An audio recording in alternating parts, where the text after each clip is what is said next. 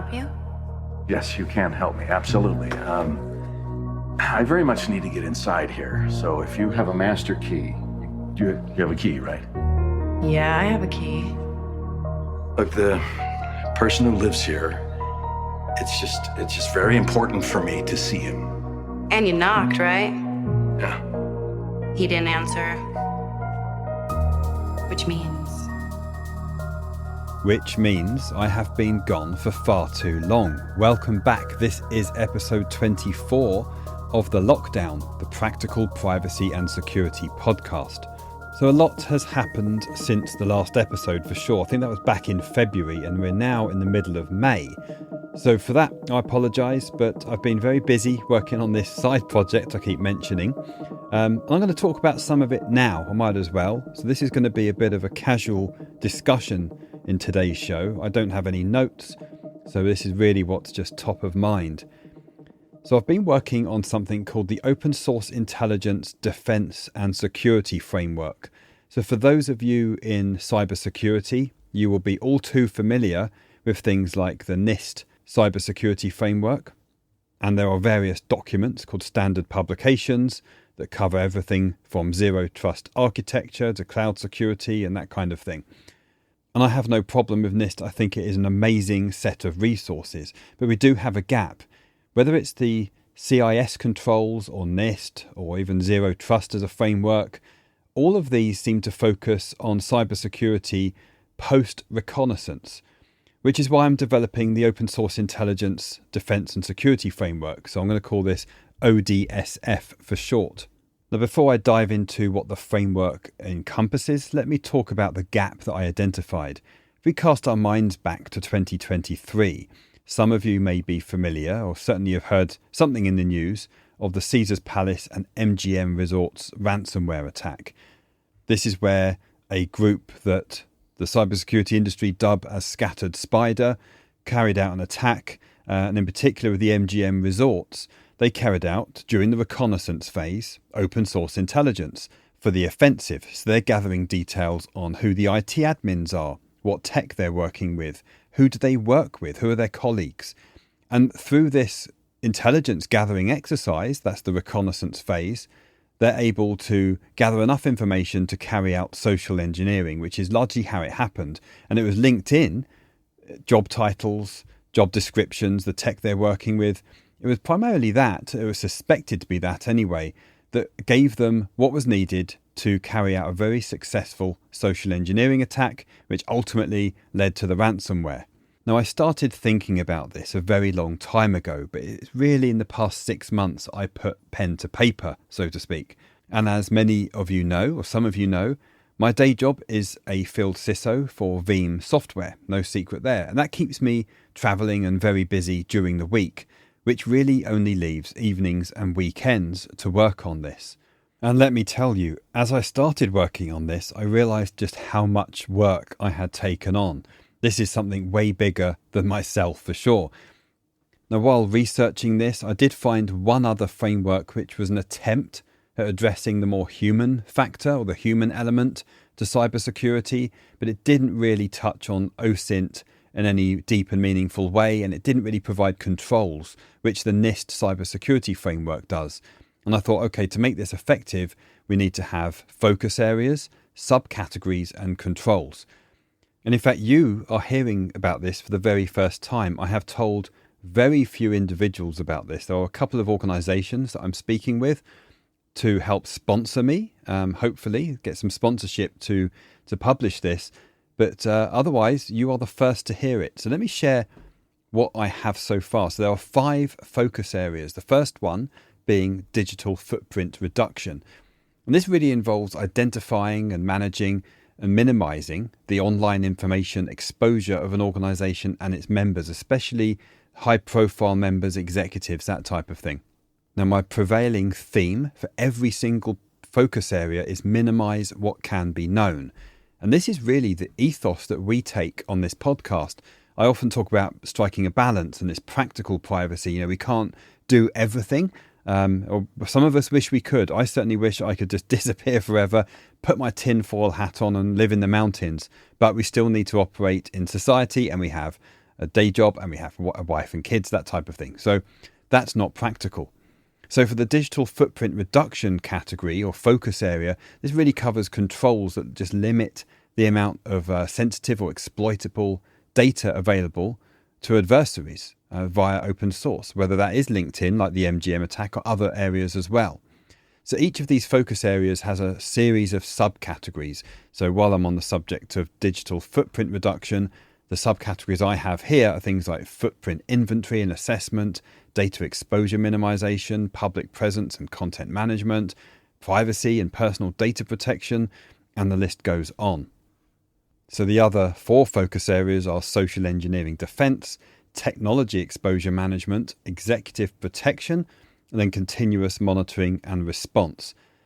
And some of it may overlap with some NIST controls. So, for example, on technology exposure management, that aligns with some NIST and ISO 27001. So I'm trying as well for every area and control to have alignment with NIST where it makes sense.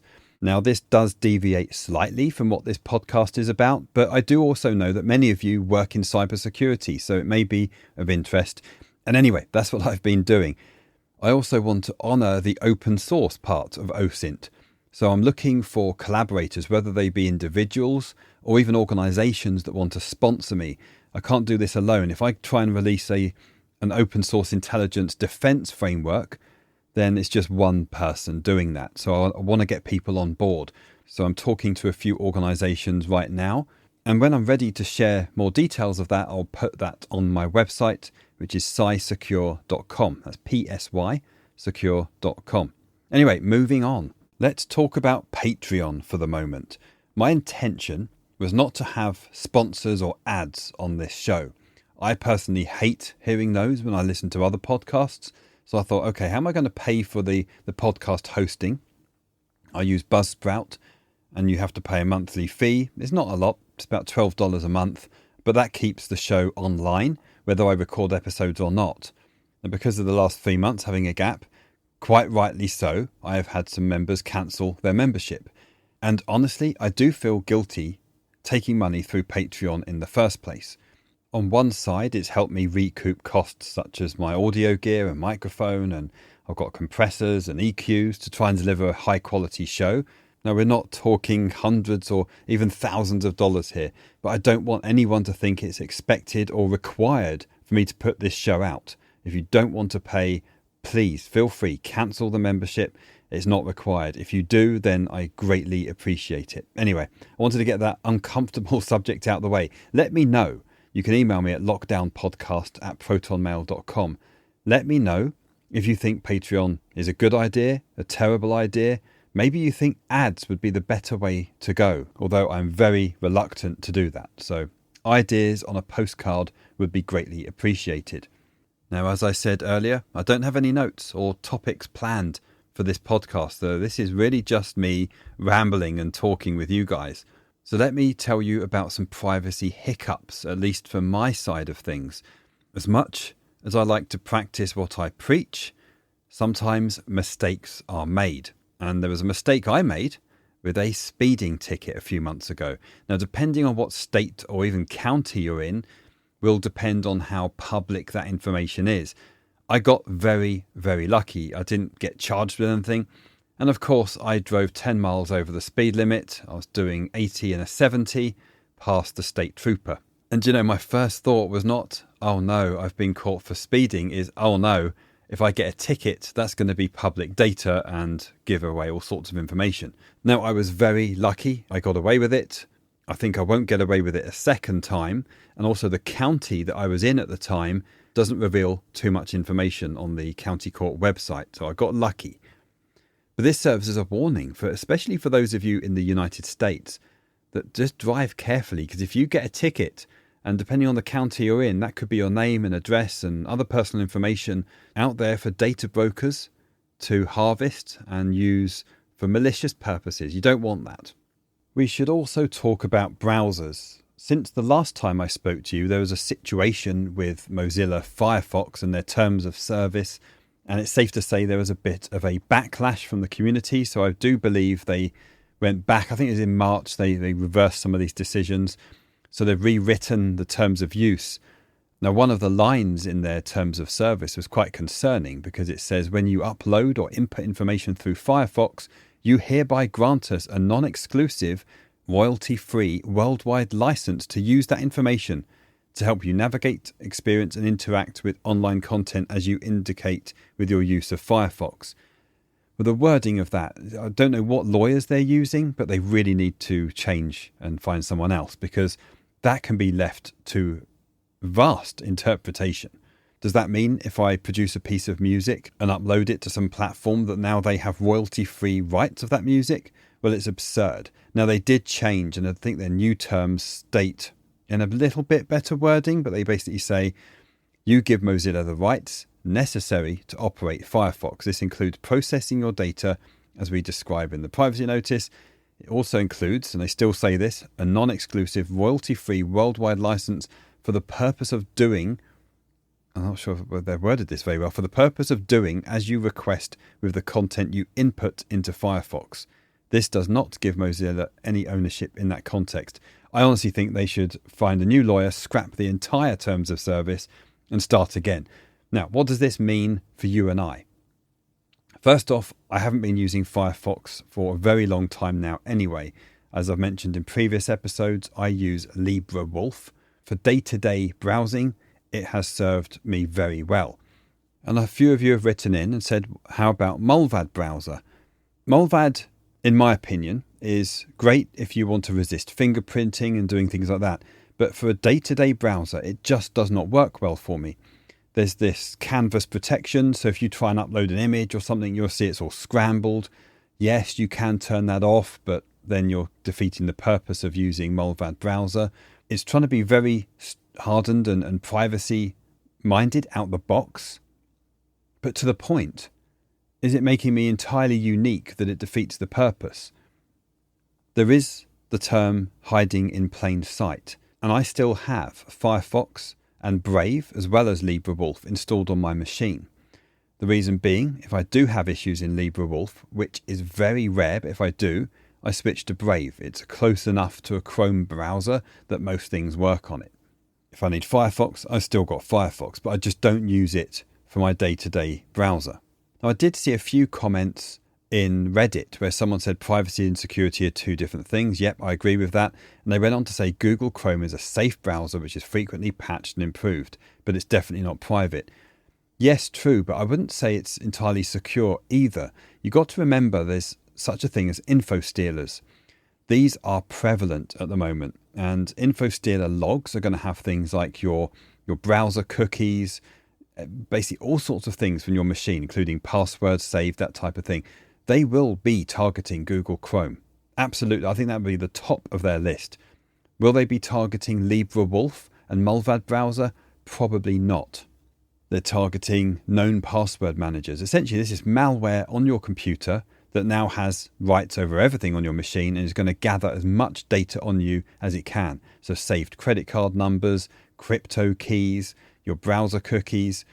And these logs are available. There's a Telegram group that I can go to now and download the latest logs and just browse through it. And a lot of data gets leaked in there.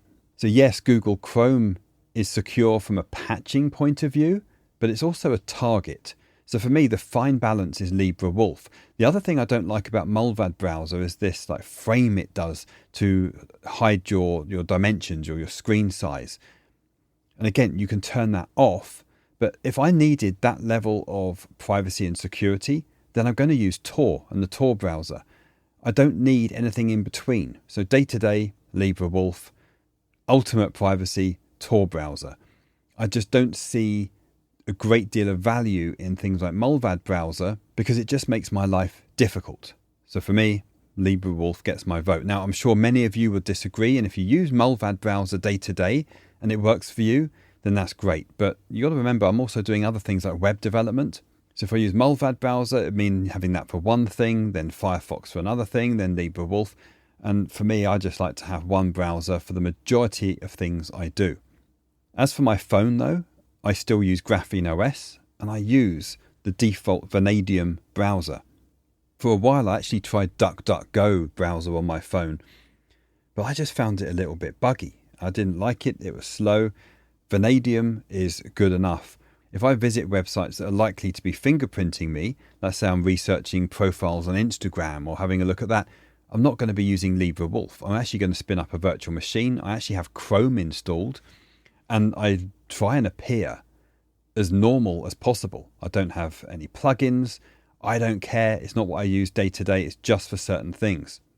But it goes without saying, no matter what browser you use, don't store addresses or credit cards or passwords in there. It's a target. While LibreWolf is less of a target, I still use KeePass XC on my desktop. I use KeePass DX on my Graphene OS device. And I also have separate databases for different purposes. So I've got a one-time password database. So all my multi-factor codes are in a KeePass database. My main password database, and I have one for work and various other things. So I have that separation. And as you know, I use Nextcloud, so they're synced between my laptop, my desktop PC, my phone, even an iPad. So I have that synced up. Now, last year, back in December, we had Luke Mulks from Brave Software. That was a great conversation. And in case you're wondering, do I use Brave? As I said, sometimes, but not as my main browser. And you know, one of the main reasons I don't use it is, one, I think it's too full of bloat. I don't want all these additional things and AI and Brave Wallet and all this other stuff that's going on. I want to keep it as minimal as I can. But secondly, I can't live without Firefox's multi-account containers, which I can use on LibreWolf. So for example, I have multiple Proton Mail accounts and each one can open in a container. I do watch YouTube sometimes, but I have a alias or burner YouTube account. I won't go any further than that, but it doesn't identify me and it opens up in a separate container and I'm always connected to VPN. Could they still figure out who I am? Yes, most likely they could. You know, they're going to have an ad network, and if I open up something in one browser tab and then another, maybe they can tie me to IP address and other fingerprint information from the browser itself. And that's not the threat or risk that I'm really concerned about. Okay, enough about browsers. I think we've done that. Just use LibreWolf. Everyone's happy. So a few weeks ago, I was also at the RSA conference in San Francisco, which is all about cybersecurity, some privacy as well. I did attend an OSINT talk, which was very interesting. And I spoke to a few companies related to open source intelligence and privacy as well. But nothing really to report here. It's always a good show. There's 44,000 people attending. So as you can imagine, it can be chaos. But one thing I did try, probably to the going to anger quite a few of you actually, is Waymo. Waymo are these autonomous self-driving robo-taxis, for want of a better word. But it's hard to avoid, especially when you're traveling to other cities. It's hard to avoid any taxi with a camera in it. And, you know, I could line up at the airport and get one of the traditional taxis, and it's most likely going to have a camera recording in there. If you get into an Uber or Lyft, I'd say nearly all of them, if not every driver now, has a camera at least looking out to the road, but also inside the car as well. That makes sense. I see why they want to do that. But I thought while I was in San Francisco, I was having to travel between Fisherman's Wharf and the Moscone Centre every day, multiple times a day. So I'd try Waymo, and these are Jaguar I-Pace, I think they are. There's LiDAR sensors all over it. But I must say, I have been remarkably impressed. If a Tesla with autopilot or full self-driving is the equivalent of, say, a 15-year-old that's been taught to drive, so not great, I'd say a Waymo, however, is like a 20-year-old that's been taught to drive and drive very well. Now, there's nothing scientific in that analysis, but using them on multiple days, I was very happy, not having to talk to anybody as well. You can just sit in the front or sit in the back and keep yourself to yourself. Now, they have cameras inside on the front, just above the mirror, and also in the rear of the car, there's a camera in the center as well. So you can be seen on the outside from all angles and on the inside, which may be of a concern to many of you from a privacy standpoint. But here's my take on it. The account I used, when you sign up for the Waymo app, it says, do you want to log on with a Google account? And I mentioned earlier, I have a burner or an alias Google account that I've been using for years. It's not tied to my real identity, or as best as I can, and tied to it is a privacy.com card. So all of the journeys I was taking with Waymo were being billed under an alias name to a privacy.com card. They don't have my real address, but if they want to identify who I am, at least they have a picture of me. Whether they change that in the future or not, I don't know, but that was why I used the Google account to log in. Now, for the more extreme privacy enthusiasts among you, you're not going to be getting into a Waymo at all. I would highly doubt that being the case anyway. But for me, it was a good trade-off because with Uber, they get to see your name, there's a human in there, they're asking me all these questions. What are you here for? Are you here for the conference? Who do you work for? And quite frankly, it just gets exhausting. I love the fact I could get into these Waymos and not talk to anyone. And they're great. It does say inside the car as well that you're free to talk. We do not record audio. There are microphones in there though. If you press the support button, you get through to a human and then obviously they can hear you. So you do have to trust them whether they're recording audio or not, but it says they're not. So your conversations in that car are private. So far, I'm impressed. I'm happy. I'd like to see them expand across more areas of the US. But for me, the less I have to interact with humans, especially taxi drivers, the better. Now, while talking about cameras, if you travel within the US, you won't have missed it. Every TSA check-in desk now or security desk has these cameras. So you give them your ID and they tell you to look at the camera and then you're through. Now, here's my take on it. I have said, no, I don't want my picture taken, and they've been fine with that. I've not had any pushback or arguments from the TSA agent. I've managed to get through. But I did notice while standing in line that little squares were appearing over the face. You can see on the screen, and it was identifying or at least recognizing the human face of everyone standing in line behind the person. They could very easily be storing that information. When I got through the security check-in, I looked behind me where the TSA agent is sat, and you can see on their screen as each person comes in, you can very clearly see the ID they used. Now, I'm sure if I try to take a picture, someone's going to spot me and I'll probably get arrested. But if someone wanted to, they could easily snap a picture of the ID. So that's why I only use my passport card or my actual physical passport, because it doesn't have my address on it. Sure, it has my full name and my date of birth and my picture on there, but because I use the passport card every time, it doesn't show my address. I don't like it, but that is the world we are living in. Now, whether you should decline having your picture taken or not, I think is up to you. They say that they delete these images. I think it says within 24 hours, or maybe it was quicker than that. I don't know. I'm personally opting out every time. I haven't had any pushback from that because you don't know how exactly they've implemented the security of those systems, whether they're being stored in the cloud. And if we bring this back to the basics, if you go on your PC now, whether that's Windows or a Mac, Linux, Ubuntu, it doesn't matter what it is. If you delete an image, it's not actually gone from the hard disk. You're just deleting essentially a pointer to it. That can easily be recovered with the right tools. Now, I might be entering into the territory of paranoid here, but if you can opt out, I would just say opt out. If you end up having your picture taken because you're tired and you forget, I don't think it's the end of the world. If I go back to my OSINT defense and security framework, my tagline is minimize what can be known.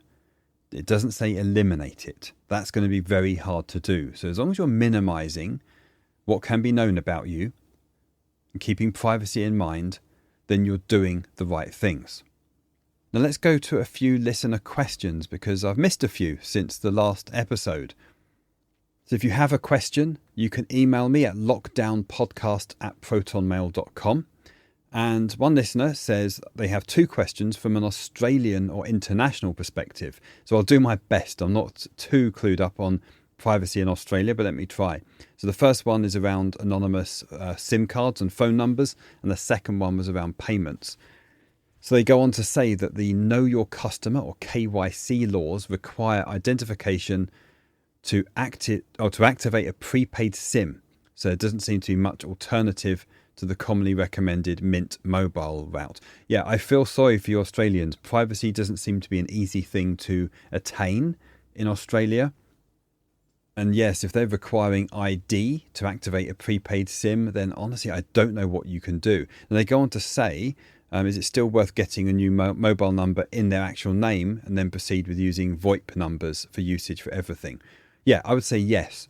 Because let's say your contract, you get a regular contract or a prepaid, whatever it is, and it's tied to your real identity. If you don't give that phone number out, then I guess the only risk of someone finding that number is if that cell phone provider has a breach, or I should say when they have a breach, then it may reveal your name against that phone number there. But if you're not using it for anything else and you're still using a voice over IP number, the number that people store in their contacts, the number you give to other companies, the number you give, to the coffee shop for your reward points, they're not tied to an actual SIM. So when they're leaked, which is more likely they're going to be in a leak or a breach, that can't be used against you for a SIM swap attack because it's not the correct number. So I'd still say, yes, it's worth doing.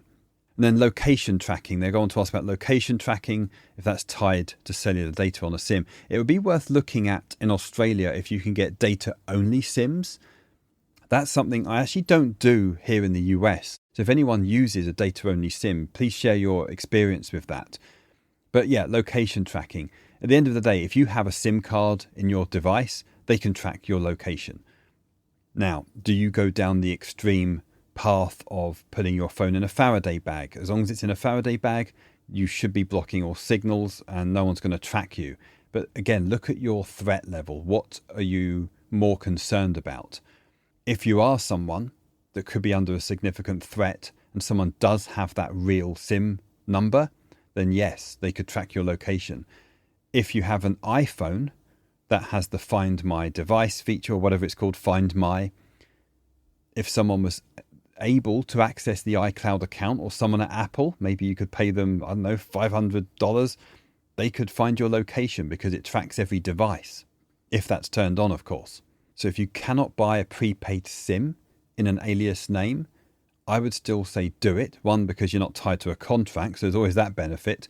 But secondly, if you can use VoIP numbers, so I don't know what options you have in Australia, but obviously in the US there's MySudo. I use that exclusively. But even a Google voice number would be better than nothing. In fact, that would be very secure still. Just make sure you use it, because Google can remove a number if it hasn't been used. And then you go on to ask, how do countries that have this requirement optimize for privacy? I think you're talking about location tracking, or maybe the requirement for ID. I don't know is the answer to that. Honestly, the US isn't great for privacy, but at the same time, because of that, we have options like buying a prepaid SIM and privacy.com cards for using alias names. Okay, then you go on saying, obviously, privacy.com isn't available in Australia, although hearing potentially they could use Revolt as an option. And if that doesn't work, what's the best thing to do? I think the only things you can do really is look at buying a prepaid Visa gift card with cash, if that doesn't require ID. Look at that and see if that's an option. At least in the UK and the US, you can go into a grocery store and you can buy one of these prepaid Visa gift cards. I think anywhere from like $25 to $500. I might be wrong there. Correct me if I am. And you can certainly buy multiple ones of those with cash.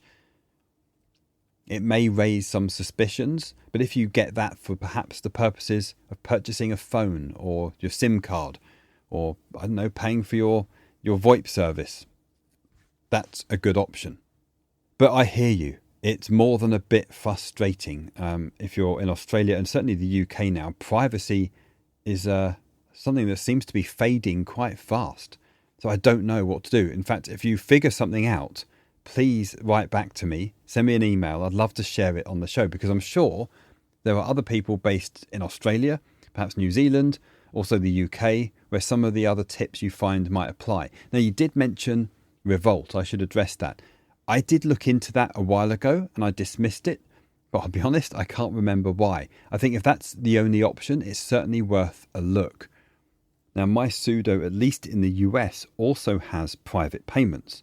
So if you go into the app, there's a virtual card option. It says you must be 21 years or older to use it. No more than $250 in a single transaction, and no more than $350 total in a day. So for me, I cannot use that. I use privacy.com, and they've been very kind in increasing my limits so I can use it for the majority of things.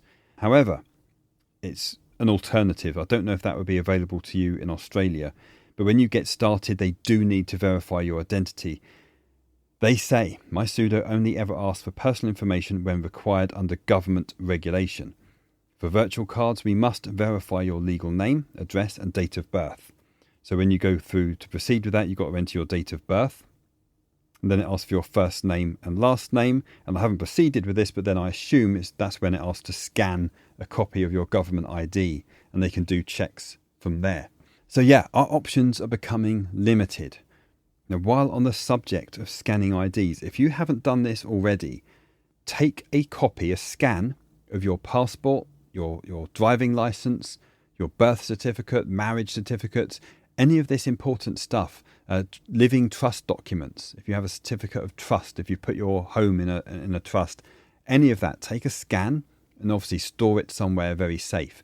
If you don't have an encrypted drive to put it on, then you can use VeraCrypt. You can create a container in there. So you could create a file, for example, that if you use cloud storage, such as Proton Drive, you can create a VeraCrypt encrypted container. Let's say, I don't know, a 10 gigabyte file. And you can open that in VeraCrypt and store your scans in there, just so you've got them somewhere safe. Now on Graphene OS, the app I use is called OSS Document Scanner. And it allows me to take a picture and multiple pages and then save that as a PDF. So whenever I'm asked to scan anything, that's what I use. And then I save that straight into Nextcloud. But you could even send that into, I don't know, Signal Messenger. It's quite easy to use. If you use your password manager, if you're doing this already, great. If you're not, store a copy of your passport number, the expiry date, all those details. Same for your driving license, all your other documents. Store that in your password manager. And this is, I mentioned earlier about having separate databases. I have a separate one just for my IDs. If one of my databases is compromised, then at least it minimizes it just to whatever purpose that's for. Okay, next email. So someone said, I listened to you on AntennaPod. Really good choice. AntennaPod is the podcast app I use on Graphene OS. I think it's the most private option. It works, it does a good job. And whenever they see a notification coming for an episode, it always makes my day. Well, first of all, thank you so much. And sorry you've had to wait so long, because you sent that back in March. So you've been waiting. Hopefully you're still here. Let me know if you are still here, because it's great to have listeners like you. Now, you mentioned on a previous episode, I mentioned something about a ghost Facebook or ghost Instagram account. Yeah, I was probably talking about sock puppets. This is a controversial one, isn't it? Because I don't know what the legal implications are here. There are marketplaces. I'm not going to mention them here just for legal reasons, but there are marketplaces online where you can buy Gmail accounts. Some of them are more expensive if they've been aged. Some of them are less expensive if they're fairly new. Typically, what you can buy is, say you can buy a list of 10 Gmail accounts. What you end up with, to bypass things like entering a phone number and getting an SMS text and things like that, is you get the Gmail account and a password, and of course you can change that. And then you can set another Gmail account address as the recovery email. So when you log in, for security reasons, it will say enter the recovery email address. And I've had some success with this, where the other recovery address is another Gmail account that was purchased, and that recovery points back to the first one. So it's like a crisscross. So yes, you can buy them. Will I recommend anywhere? I'd say no, just because it's been such a long time. So I'd say keep asking around and be careful what you do. These shouldn't cost much. I certainly wouldn't pay more than, say, $20 US for one of these. That's one way of doing it. The other way, of course, is to create one of your own. When you create a Google account, you don't have to put your real name. You can put any name in there. You can put a fake date of birth in there. Now, when you do it that way, then you're probably more likely to be forced to enter a phone number, and then you get sent a code, and you need a real SIM. It won't accept voice over IP numbers. So for that, I buy burner SIMs. So sorry for the person in Australia, this isn't going to be an option for you. But if you can buy a cheap burner SIM card, whether that's through Mint or Tello, Visible is another one, just for the purposes of that Google account, that will work too. And you don't even have to pay every month. You could just have that. You run the risk of losing the number, so I drop it down to the lowest tariff. So if you can get a $5 a month, yes, it's expensive, but then you have this SIM card sitting there for your Google account. Put it in an envelope, stick it in your drawer. As long as you're paying for that and keep that active, then if you ever need to receive a text message, then you can always get that SIM out and use it. I have spare mobile phones for that purpose, so I've got one sitting on my desk now, and that's just for my Google account. But as I say, the first path you can go to is purchasing Google accounts, but these are from less trustworthy vendors. There are online marketplaces that sell all sorts of social media accounts, including Google. And if you've got $20 to throw away, try it. But just be careful. Don't give your real credit card information in there. And if you're going to pay with Bitcoin, then I would do the following. Now, I've not really touched on this topic in previous episodes, but let's just dedicate a bit of time to it today since, well, we're on the subject anyway. So first off, I start off with an offline BIP39 generator. So that's BIP39. So if you're unfamiliar with that, it's basically a Bitcoin, I think it stands for Bitcoin Improvement Proposal, but it's a standardized generation for the mnemonic passphrases, so either 12 or 24 words that serve as the master key to the Bitcoin wallet. Now, these phrases basically generate your private keys, which then control your Bitcoin. Now, why do I use this offline? Well, that's because I don't trust any online seed generator, period. There are dozens of websites that will do this for you, but you just don't know if they're not recording these phrases on the back end. So just don't do it. So I completely air gap this. I actually use a virtual machine, and I'll put a link in the show notes of the BIP39 generator that I use. You can then generate these seed phrases and then print these on paper for a paper wallet, or store them in a KeyPass database, an encrypted VeraCrypt container. Just keep these very safe. Don't leave them just sitting there on your hard drive. Now, when I need to purchase something with Bitcoin, then this is my workflow. I transfer the amount needed or thereabouts. I have normally a couple of $100 into one of these offline wallets, and I transfer that from Coinbase. Now, do Coinbase know who I am? Am I anonymous? Absolutely not. They know exactly who I am. I'm not doing this to hide. I'm doing this to be secure. Now, Coinbase is a regulated exchange with know your customer requirements. They do know who I am, and they're required to track these transactions. But what this does is some form of separation. The bulk of my crypto never touches the exchange. The only Bitcoin connected to my identity is the specific amount I purchase for a certain purpose. So it does create a layer of isolation, although probably quite weak, but it creates that layer of isolation between my main Bitcoin holding and my identity. When I save my Bitcoin, the vast amount of it is actually in an offline wallet. I'm not going to tell you where, but you can print it, you could etch it into a piece of metal, bury it in the forest, I don't know, put it somewhere, but keep that away from the cloud. And I never store a significant amount of crypto in Coinbase or any other exchange. I've just seen too many exchanges get shut down, get hacked, or simply disappear with the customer funds. Mt. Gox or FTX, there's many examples there. So if at the end of the day, if you do not control those private keys, you don't own the Bitcoin. The way I think of exchanges like Coinbase, they're just temporary bridges between the fiat world and the cryptocurrency itself. You get in, do your transaction, and get out. So anything else is really just risk from both the security and privacy perspective. Now, once I have my Bitcoin in my paper wallets or the offline wallets, rather than pay direct from there, one of them I actually fund with an app called Phoenix. Again, I'll put the link to that in the show notes. Phoenix wallet is very fast, and you can basically make a payment by scanning a QR code and send the Bitcoin that way. Now, word of warning, I think about 1 year ago, Phoenix was removed from US app stores. If you already had the app installed, it didn't make any difference. It was fine. They were being blocked for some reason.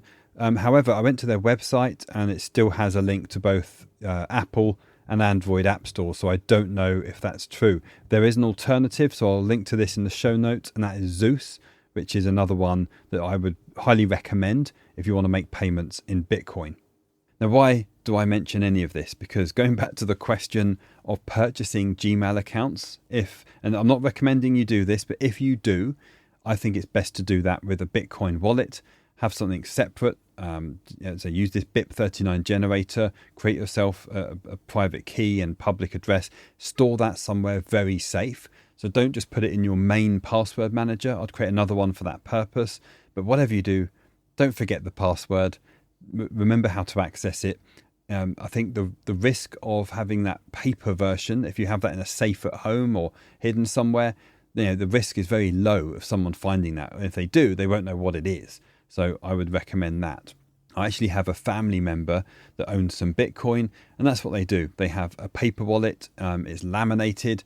They also have an electronic copy, which is encrypted in KeePass, and then that's in a VeraCrypt container, and then that is somewhere off-site, not on the cloud, but off-site, where they've got that as a backup. So just be very careful with that.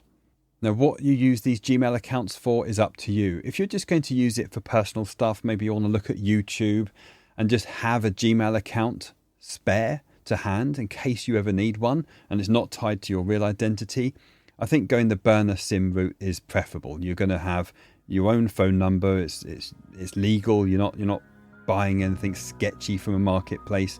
But if you do go down the path of the marketplace, then I would just use it sparingly. Maybe you want to leave a review for a restaurant you just visited. You certainly don't want to do that in your real name, so it's good for that. Just be careful. Don't do anything illegal. Don't get yourselves in any trouble. Now with that, I'll end the show there. It's great to be back. I'd love to hear from you. Tell me what you've been up to, what privacy successes or failures you've had. You can email me at lockdownpodcast@protonmail.com, and we'll talk very soon.